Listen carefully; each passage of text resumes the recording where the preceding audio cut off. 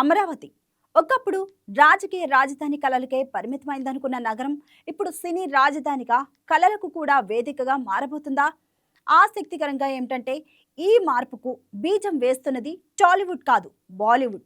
అవును, బయట వాళ్ళు ముందుకొస్తుంటే మన వాళ్ళు మాత్రం ఇంకా ఆలోచనలోనే ఉన్నారా? ఇదే ఇప్పుడు హాట్ టాపిక్.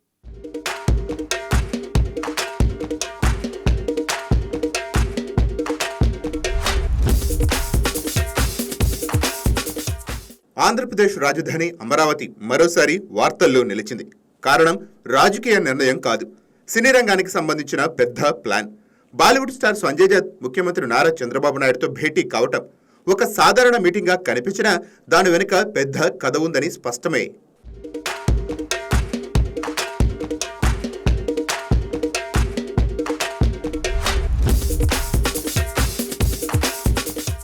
ప్రభుత్వం ఇది కేవలం మర్యాదక పూర్వ భేటీ అంటోంది. కానీ అమరావతిలో అంతర్జాతీయ ఫిల్మ్ సిటీ అనే భారీ ఆలోచన చర్చలోకి రావటం ఇది కేవలం కట్టసీ కాల్ కాదని అర్థం అవుతోంది. అసలు ట్విస్ట్ ఏంటంటే ఈ ప్రాజెక్టుపై ఆసక్తి చూపుతున్నది మన టాలీవుడ్ కాదు, బాలీవుడ్ నటుడు.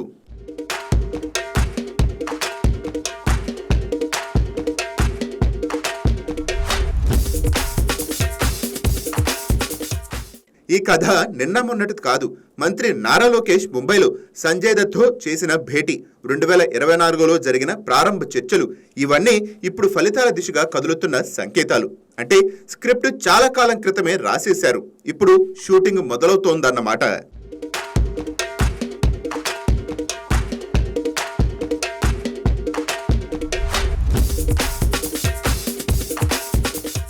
ఏపీని షూటింగ్ హబ్గా మార్చాలని ప్రభుత్వం స్పష్టంగా ప్లాన్ చేస్తోంది. విశాఖ, అరకు, కోనసీమ లాంటి సహజ సౌందర్యం ఉన్న లొకేషన్లు ఉన్నా షూటింగ్లు మాత్రం తగ్గిపోయాయి. ఈ నేపథ్యంలో పవన్ కళ్యాణ్ వంటి సినీ వ్యక్తి ప్రభుత్వంలో ఉండటం సినీ రంగానికి కలిసి వచ్చే అంశమే. కానీ అవకాశాలు ఉన్నా స్పందన ఎక్కడ?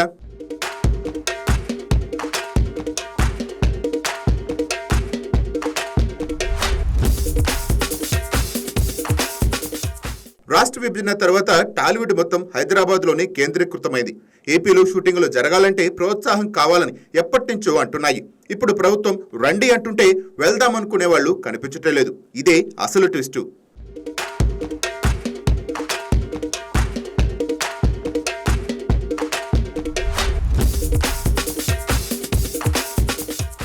నిర్మాత దిల్ రాజు చెప్పిన మాటలు మరింత షాకింగ్. సీఎం అపాయింట్మెంట్ ఇస్తే కూడా పరిశ్రమ తరపున ఎవరు వెళ్లాలన్నా దానిపై ముందుకు రావటం లేదు.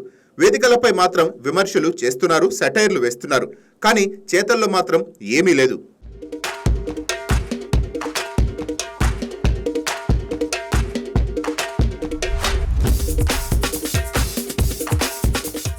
ఇక మెగాస్టార్ చిరంజీవి పక్క రాష్ట్రాల్లో కూడా పరిశ్రమ అభివృద్ధి చెందాలని కోరారు.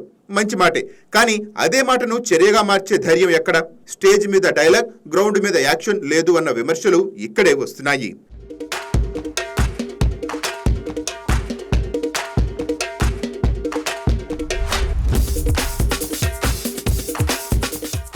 ఇంకా ఆసక్తికర విషయం ఏంటంటే సంక్షోభాల సమయంలో కూడా టాలీవుడ్ పెద్దల స్పందన చాలాసార్లు మౌనంగానే ఉంది.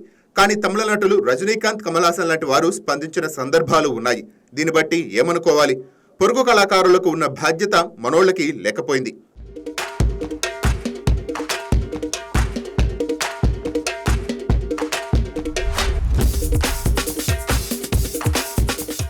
ఇప్పుడు ఒక బాలీవుడ్ నటుడు అమరావతిలో పెట్టుబడులు పెట్టడానికి ముందుకు వస్తుంటే అదే రాష్ట్రంలో భారీ కలెక్షన్లు సాధించే టాలీవుడ్ ఎందుకు వెనకడుగు వేస్తోంది? ఇదే అసలు ప్రశ్న.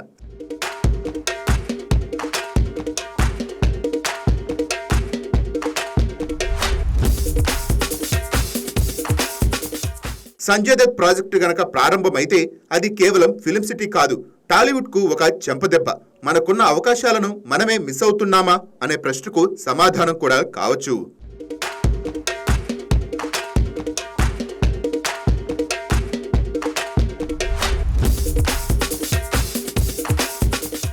ప్రభుత్వాలు మారుతాయి, కానీ రాష్ట్ర ప్రయోజనాలు మారవు.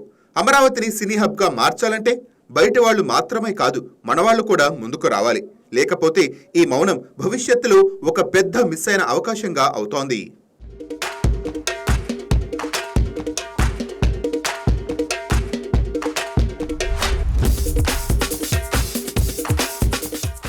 బయట వాళ్ళు బాటలు వేస్తుంటే మన వాళ్ళు ఇంకా వేచి చూస్తే రేపటి సినిమా చరిత్రలో ఎవరి పేరు ఉంటుందో ఆలోచించాల్సిన సమయం ఇది.